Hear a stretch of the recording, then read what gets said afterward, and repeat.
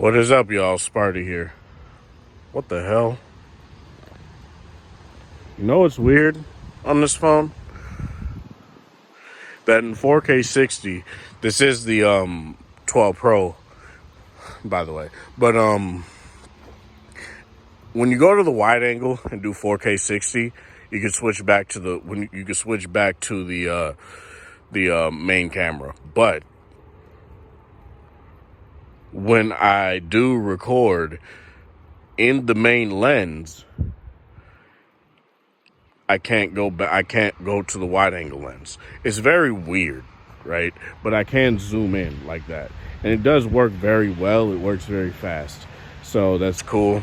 I still don't understand why I can't pause while recording video. I could do that on every other phone. I don't know why I can't do it here, but it's whatever. I'm gonna switch back to the wide angle. Okay, so I guess for this video, what I want to talk about is I've talked about it plenty of times before, and I've actually come with evidence and numbers. I have the numbers. And I've shown you guys plenty of times when it comes to things like video rendering and all of that juicy stuff that does test the power of your phone quite well, that the iPhone just doesn't really cut the mustard in terms of beating other phones.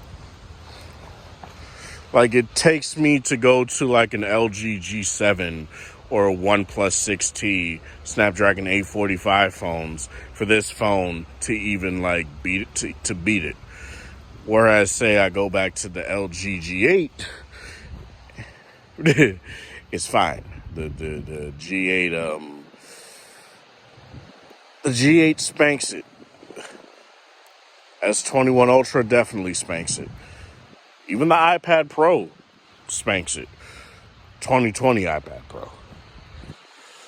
So I guess this is me just coming to talk about, and the main reason why I'm standing here is because obviously I'm going to be right next to a place where there's a bunch of cars, so I want you guys to at least hear me well. I don't know how well Apple's mics do with traffic right by me, so I haven't really looked at the previous video I recorded yet and seen if it was decent, but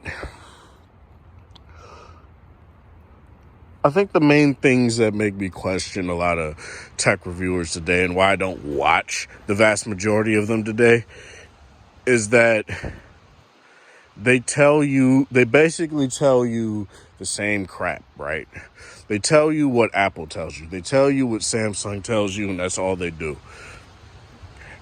And then they just test to see if it's actually true, and that's all they do. They don't tell you how well it does it, or in what mode certain things can be used, or if in 4K 60 you can actually seamlessly switch between all three lenses on the 12 Pro and 12 Pro Max. They don't tell you that. They just tell you, oh yeah, look, you can do it. You can record in 4K 60 on the wide angle and go back to the main lens, but you can't go all the way to 2x, which, by the way, is fine. It doesn't look all that great anyway. It's actually a bit overexposed, but whatever. When it comes to the iPhone and content creation, I think it's best when you do have... It's best for you to have something like an iPad alongside it. Because iPad Pro in particular. The iPad Air, the new iPad Air is going to give you pretty much the same performance because they have the same chip, for crying out loud. So that's just something that I feel is like you need to get an iPad Pro 2020 or the newer one with the M1 to even do things like this, because while the video rendering times aren't terrible by any means, I do feel like tech reviewers don't talk about the things that you have to do and able to make content creation viable on an iPhone. For one, you need to find a good video editor. And sure, you have your Power Director and your KineMaster, but those work better on Android, honestly. So you'd have to chill out I forgot how much LumaFusion was when I bought it, but you have to probably buy LumaFusion, which is a pretty penny. It's not cheap, but at least it's a one-time purchase. And to me personally, I do think it's worth it. It does have a very good portrait, like, user interface too. So if you want to edit stuff on the fly on your phone, you definitely can do that, and it works very well. And you get a lot of options that even like KineMaster and Power Director don't really give you. But to be fair, those are meant for more simple editing. Well, I guess LumaFusion is made to mimic a more higher end kind of video editing software. And that's not giving any slack to KineMaster or Power Director, because they're very good video editors. they are. I used them for the longest time. So this isn't me saying, oh, the KineMaster just sucks. No. KineMaster with the S21 Ultra is like it's like two gods making love. I'm gonna just say that right now. Those two, that hardware and that piece of software, whisper sweet nothings in each other's ear all day, and boy, does it make a good pairing. But the things that make me question the validity of the content creation capabilities of the iPhone is, one, this phone can get really goddamn warm depending on how long your video is and how many clips you have to edit, how many videos you have to make, things like that. Those are things that content creators don't talk, or tech reviewers don't talk about, right? They just be like, oh, if I just do like one short clip, it'll be fine. But what if you have to do 2, 3, maybe 4 different videos, right? And you're taking this stuff seriously, and you want to utilize this phone to its greatest capabilities. To me, it's honestly better to use something like an iPad Pro, because you get a wider canvas, and able to transfer them between the two, you have to use something like AirDrop. AirDrop is a bit finicky. I don't know why there are a lot of people that are like, oh, AirDrop just works, dude. It's just so fast. It's like magic, and it just is seamless. I've had to literally babysit my goddamn iPhone 12 Pro and my iPad Pro just to see if they were just to make sure they actually stayed connected. And I have my the screen timeout set to never time out. So this isn't it like gave me an error report like 3 times. And then the 4th time, when I was like just every now and again tapping the screen to make sure that it was working, it decided to work.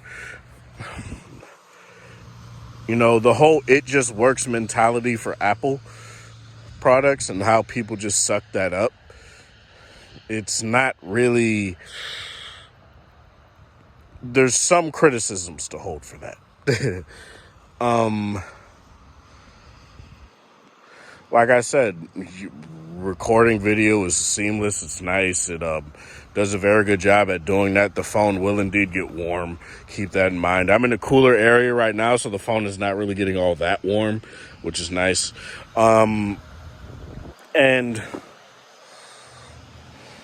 you just gotta know what your phone can do, man. That's all I'm really gonna say. You gotta know what you can do with your phone, the capabilities, the flaws it's gonna have, the pros it's gonna have. And you gotta realize that just because a tech reviewer says something, they didn't really test it. The only one, aside from me, that really tests this stuff is like Juan Bagnell, for example, where he actually does use these phones to record video, render video out, put videos out. And another thing with iPhones, When I tried to upload 2 goddamn videos to like a couple days ago, and I left it over. This is a concurrent thing where I leave the phone overnight to on the charger to upload videos. One gives me an error, and one takes forever to even upload. Now I know what I probably have to do is go and set it to never refresh in the background.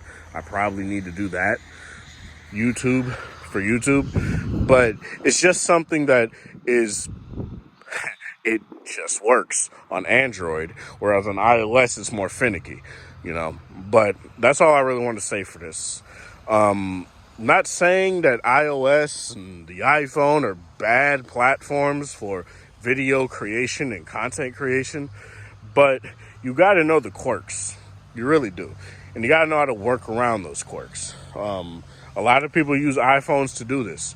There are channels like Dank Pods that literally record videos on his iPhone and probably airdrop it to his Mac or whatever, and then edits the video and then puts it out. But I don't do that. I'd like to do it straight from the phone because it makes more sense. 256 gigs of internal storage on this phone, for Christ's sake. I should be able to do all of this with no problems. And for the most part, you can.